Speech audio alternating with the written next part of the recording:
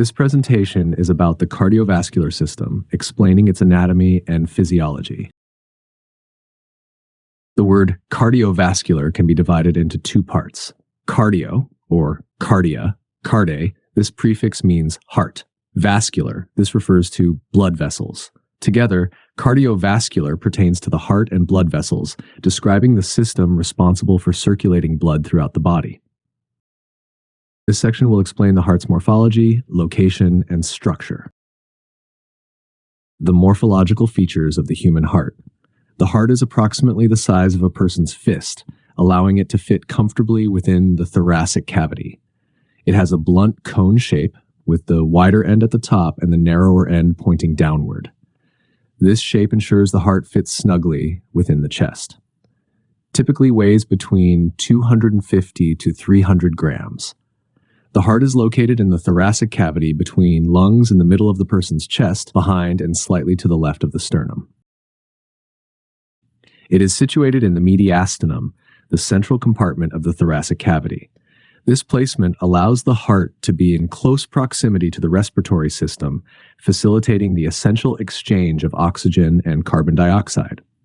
The heart rests upon the diaphragm, the muscular partition that separates the thoracic and abdominal cavities. It is positioned between the lungs and sits directly behind the sternum, maximizing the use of the thoracic cavity and allowing room for the lungs to expand and function properly. It is also located in front of the vertebral column, with the rib cage providing a protective barrier around this vital organ. This arrangement protects the heart from external trauma while ensuring the necessary space for its efficient functioning. The heart is made up of 4 distinct layers, each with a specific function. The endocardium is the innermost layer. The myocardium is the middle and thickest layer. The epicardium is the outermost layer, also called the visceral pericardium. The pericardium is a double-layered sac surrounding the heart. These layers ensure the heart's structural integrity and optimal function. The key components of the pericardium are as follows. The visceral pericardium is the specialized layer that forms the innermost covering of the heart and is responsible for the production of pericardial fluid. This fluid contains proteins, electrolytes, and phospholipids. The parietal pericardium is the outer layer, which defines the boundary of the pericardial cavity. The fibrous pericardium is made up of dense and loose connective tissue. This outermost layer forms a sturdy protective sheath around the heart, anchoring it in place within the thoracic cavity. The heart is divided into 4 interconnected chambers that work together to circulate blood throughout the body. Starting at the top, we have the 2 atria, the right atrium and the left atrium. These upper chambers receive blood flowing into the heart. Beneath the atria are the 2 ventricles, the right ventricle and the left ventricle.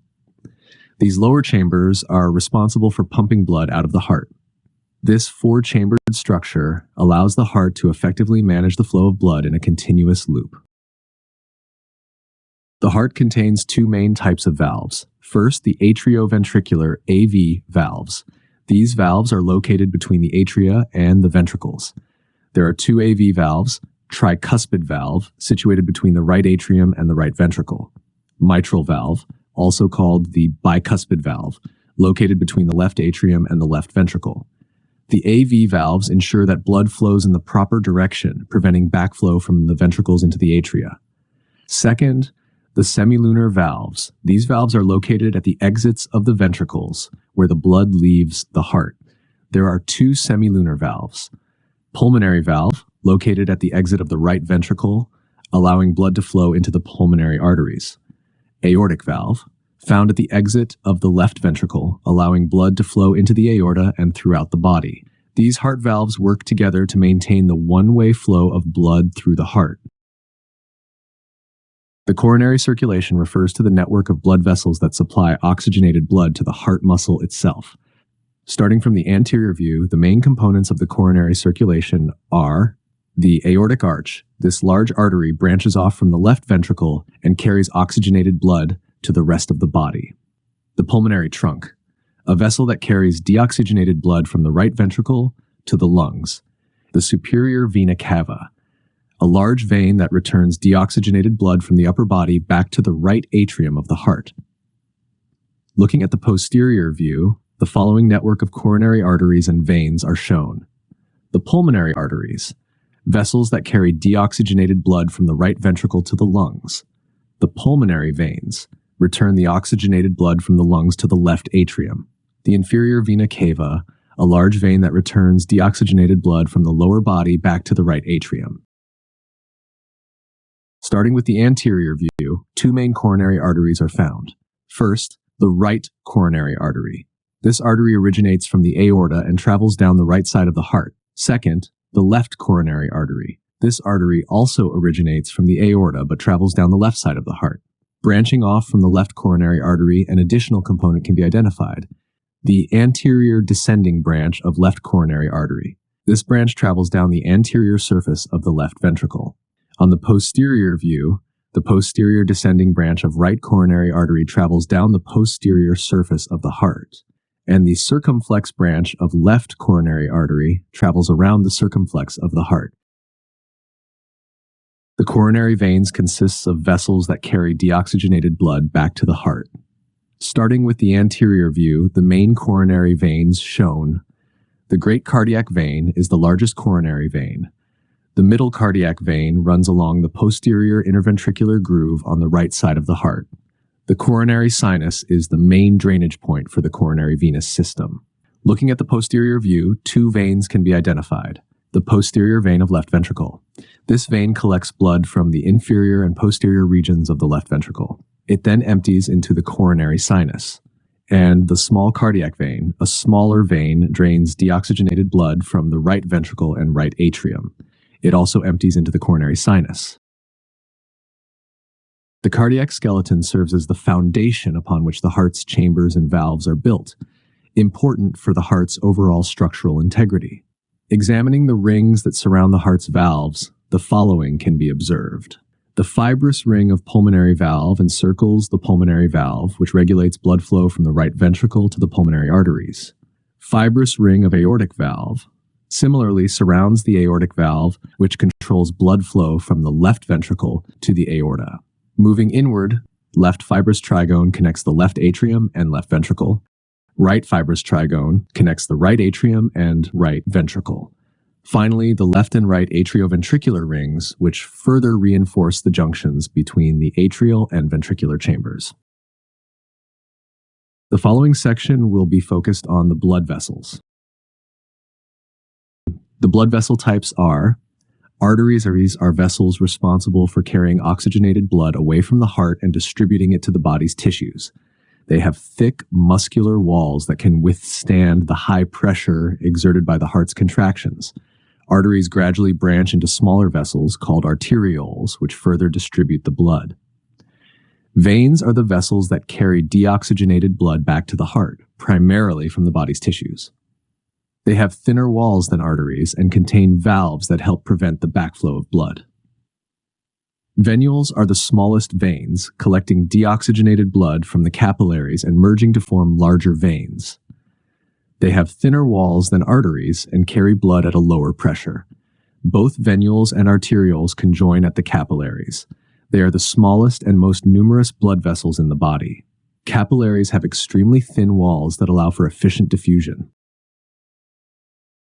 After leaving the heart, blood enters the arteries of the circulatory system. They have a distinct layered structure that gives them the strength and flexibility to handle the high-pressure flow of blood pumped out by the heart. The three main layers that make up the arterial wall are tunica externa, the outermost layer of the artery composed of connective tissue. Tunica media is the thickest layer of the arterial wall, made up of smooth muscle cells and elastic fibers. Tunica intima, the innermost layer consisting of a thin lining of endothelial cells. Veins are the largest vessels in the body responsible for carrying blood back to the heart. The three main layers that make up the walls of veins are tunica externa, the outermost layer of the vein wall, composed of connective tissue that provides structural support. Tunica media, the middle layer, made up of smooth muscle fibers. This layer allows the vein to contract and expand to regulate blood flow. Tunica interna, the innermost layer, also called the intima. This layer is made of endothelial cells that provide a smooth surface for blood to flow over. Veins also contain one-way valves that prevent the backflow of blood and ensure blood flows efficiently towards the heart. Capillaries are the smallest blood vessels in the body, forming a network that connects arteries and veins. As the figure illustrates, capillaries are only one cell thick, consisting of a single layer of flat endothelial cells. This incredibly thin structure allows for efficient exchange of gases, nutrients, and metabolic waste between the blood and surrounding tissues. This enables essential substances to be delivered to cells throughout the body, while simultaneously removing the byproducts of cellular metabolism. The aorta is the body's largest artery, originating from the left ventricle of the heart, and giving rise to 4 principal divisions. The ascending aorta is the initial segment that ascends upwards from the heart and supplies oxygenated blood to the upper body. The aortic arch is the curved portion connecting the ascending and descending segments, from which key arteries branch off to supply the head, neck, and upper limbs. The thoracic aorta is the descending segment that passes through the thoracic cavity. Finally, the abdominal aorta extends through the abdomen. Taking a closer look at the 3 principal systemic veins and understanding their important roles in the circulatory system. The coronary sinus is a large vein that collects deoxygenated blood from the heart muscle itself. The superior vena cava is the large vein that carries deoxygenated blood from the upper body back to the heart, collecting blood from the head, neck, arms, and chest and delivering it to the right atrium. The inferior vena cava is another major systemic vein responsible for returning blood from the lower body to the heart, gathering deoxygenated blood from the abdomen, pelvis, and lower limbs, and transporting it to the right atrium. The next section will explore the key aspects of blood in more detail, starting by examining the key components of the blood. Red blood cells, also known as erythrocytes, these disc-shaped cells contain hemoglobin. White blood cells, these immune cells come in several specialized types. Platelets, also called thrombocytes.